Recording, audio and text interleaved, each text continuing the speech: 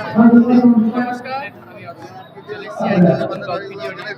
তো আজকে চলে এসেছি আমাদের এখানের এই তমলুকের রাজবাড়ির ময়দানের মেলা। তো আপনারা এবার দেখুন, সামনেই হচ্ছে আমাদের ঐতিহাসিক তাম্র ধ্বজের সেই রাজমহল ভগ্নস্তূপ যতটুকু রয়েছে আপনারা দেখুন। এবার আমরা এখান থেকেই চলে যাবো ঠিক রাজবাড়ির পিছনের মন্দিরটি আছে, রাধা গোবিন্দের মন্দির এবং শ্রী জগন্নাথ দেবের মন্দির। চলুন আপনারা দেখেন এবং পুরো মেলাটাই আপনাকে দেখানো হবে। দেখতেই পাচ্ছেন পিছনে আছে রাজবাড়ি তাম্রধ্বজ। তো তারই অপোজিটে যেটা রয়েছে আমাদের সিনারি হচ্ছে একটি বিশাল বাগান বাড়ি এবং তারই হচ্ছে পুকুর আছে বিশাল। এই পুকুরটিতে আগে আগে জোয়ার ভাটা খেলা হয়। সেই জোয়ার ভাটাটি এখন যেহেতু রাত হয়ে গেছে, দেখতেই পাচ্ছেন সন্ধে নেমে এসছে, তো এইখানে তো আর ঢোকা সম্ভব নয় এবং এন্ট্রিও নয়। যারা যারা যাচ্ছে তার কোথায় হয়ে যাবে, দরকার নেই।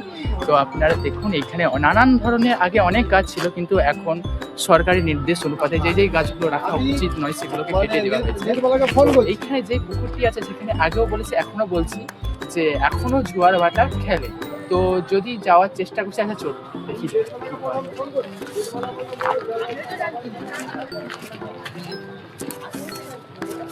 একদম সুমসাম জায়গা, খুব ভয়ও লাগছে, কাদা আছে, দেখে ঠিক করতে হবে। তো অটো কোথায় জল যাই হোক, খুবই ভয় লাগছে। কোনোদিনও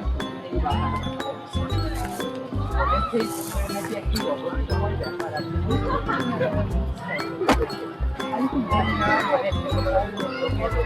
এখানকার সব মানুষদের মুখে যতটুকু শুনেছি যে এখানে কিছু একটি পজিটিভ নেগেটিভ কিছু একটা আছে। তো আমি অত কিছু জানি না, আমরা শুধু ঘুরতে এসেছি। এবার দেখুন কাদা দেখে আসি, প্রচন্ড কাদা, কিন্তু যাওয়ার কোনো রাস্তা পাচ্ছি না। তাও যাচ্ছি আপনাদেরকে দেখাতে চলি।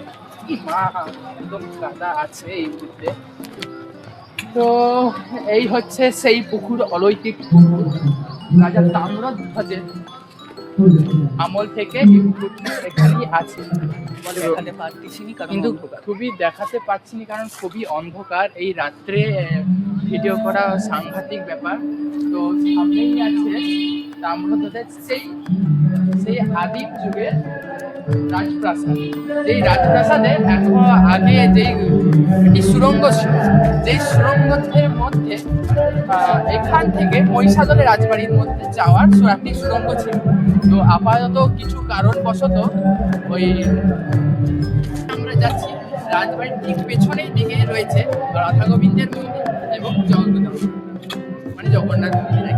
এবার হচ্ছে যে একটু চলুন সেখানেই যাওয়া যাক মন্দিরের কাছে, আসুন। তো এখন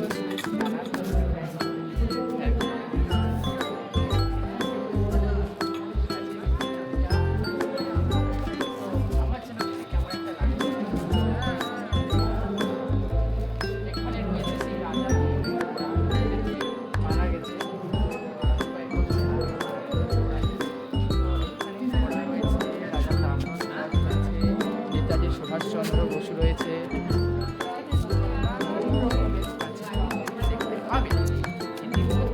আমাদের রাজা আছে, নেতাজি আছে। হ্যাঁ, প্রাচীনকালে আমার মানে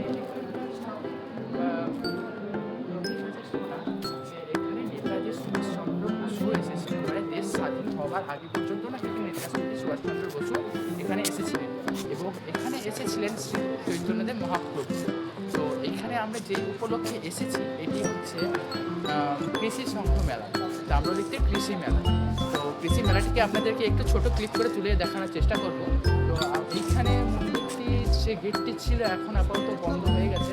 তো আপনাদেরকে ব্যাক পাশ থেকে ঘুরে এসে আপনাদেরকে দেখাবো।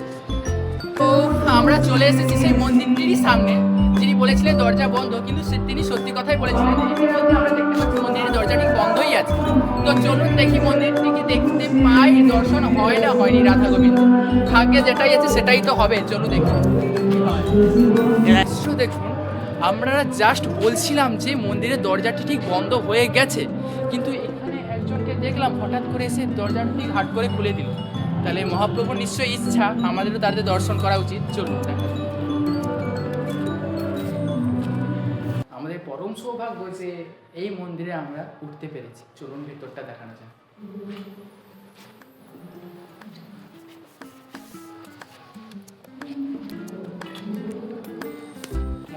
এই মুহূর্তে বন্ধ হয়ে গেছে, তাও যে আমরা এখানে যে এসে উপস্থিত হতে পারছি এটাই আমাদের কাছে অনেক।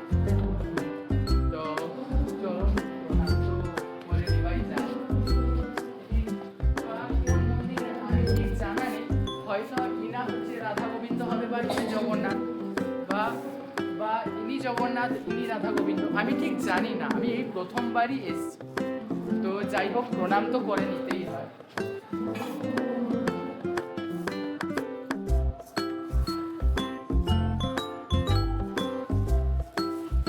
তো আসছিস কেন তুই?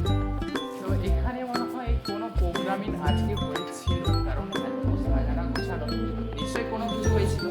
তো বেশ ভালোই লাগছে এখানে এসে, আমারও খুবই ভালো লাগছে যে এই মন্দিরে আমি আসতে পারবো এবং এখানে দাঁড়িয়ে আপনাদেরকে এই মন্দিরটিকে তুলে ধরার চেষ্টা করছি, এটাও আমার পরম সৌভাগ্য। তো ভিডিওটি কেমন লাগলো অবশ্যই কমেন্ট করে জানাবেন। দেখা হচ্ছে পরের ভিডিও, আজ পর্যন্ত এতটাই, টাটা।